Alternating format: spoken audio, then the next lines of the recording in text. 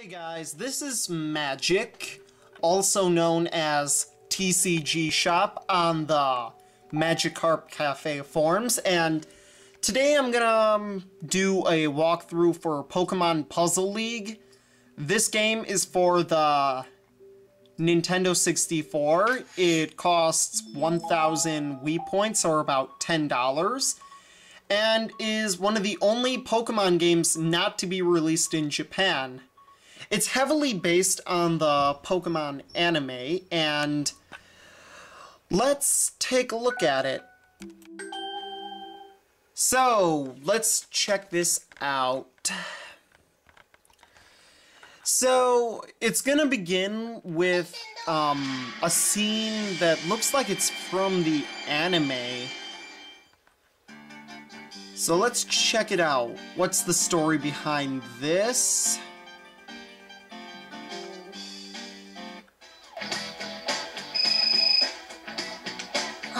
Hello, Ash. I have an important message for you. They're starting an official Puzzle League tournament, and you are selected as one of the challengers. I'll go sign up. I'm so proud of you, Ash. Being selected for this event is such an honor. Well, there's no time to explain everything. You must hurry. Well, let's go. Wait! Don't forget to come and see me in my office in Puzzle League Village! Yeah. Did you hear me, Ash? Eager to prove themselves in this new type of Pokemon battle, Ash and Pikachu race to Pokemon Puzzle League Village. There it is, Pikachu. Are you ready for another new challenge? Pikachu! Okay, so it was pretty well done, I thought so. And so that's the story. Ash and Pikachu are trying to become the Puzzle League Masters. And now I'm gonna teach you how to play.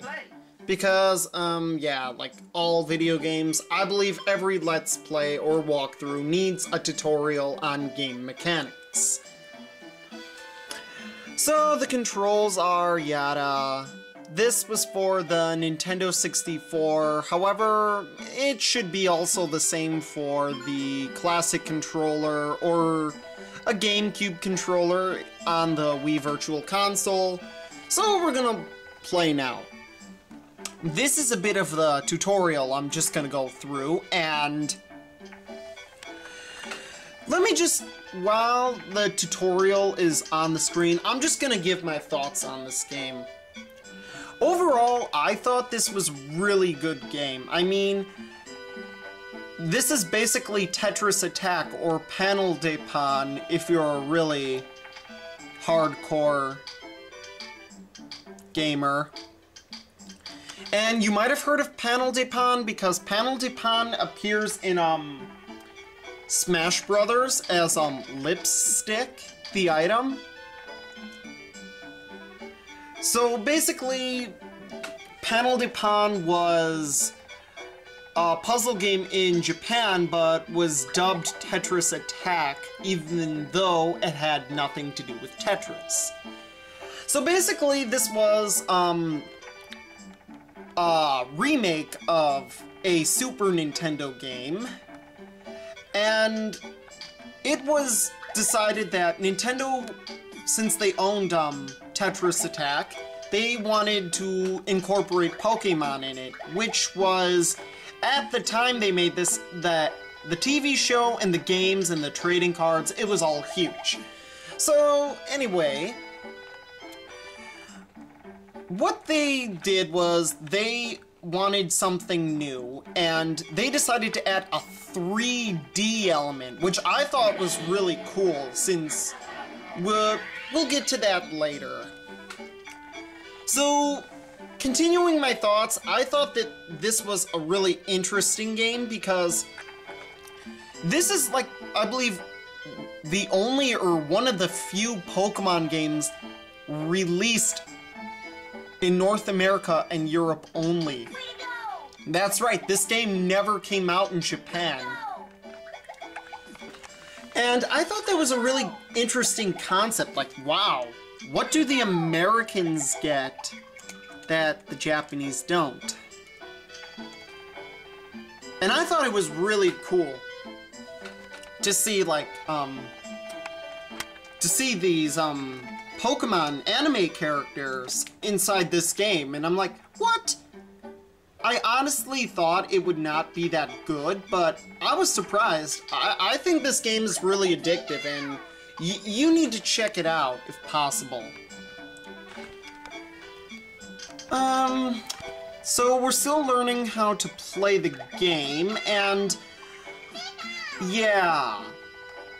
Well, it's flashing on the screen so you can read it. And I don't really want to explain it because it's a puzzle game. It would take like 10 seconds to explain. So let me just say a little bit that this was an interesting game. It was one of the 3 games based off the anime, and the other 2 were Pokemon Yellow and Pokemon Snap. And surprisingly, a lot of people say the anime sucks, but I find it strange that games based off the anime are really well praised. That's just an odd concept to me, how people just don't like the TV show, but games based off the TV show are really good. Yeah.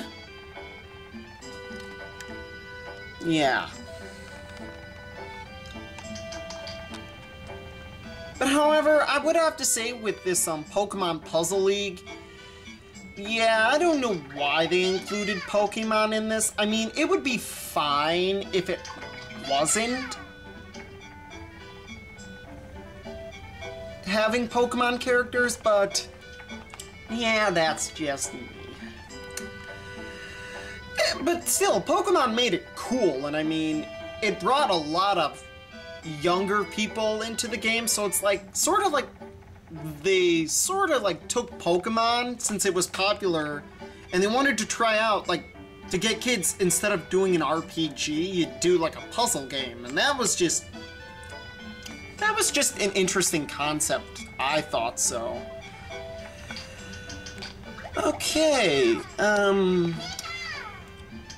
yeah, this is gonna be an interesting walkthrough. I'm going to...